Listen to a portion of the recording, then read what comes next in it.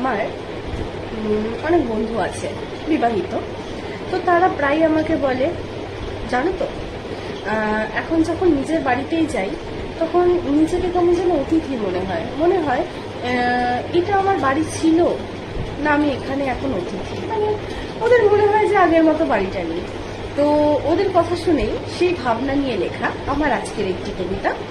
আমার আমার খেলনা বাটি, শীতল পাটি, বৃষ্টি ভেজা চুল, ছোট্ট মতো ফ্রকটি পরা, মাথায় টগর ফুল। আমার হুড়োহুড়ি ছুটোছুটি সারা উঠোন জুড়ে, সবাই আমার, আমিও তাদের, মেজাজটা ফুরফুরে। আমার ঘর, আমার বাড়ি, আমার আপনজন, চিন্তা ভাবনা ছিলই না তা, আনন্দিত মন।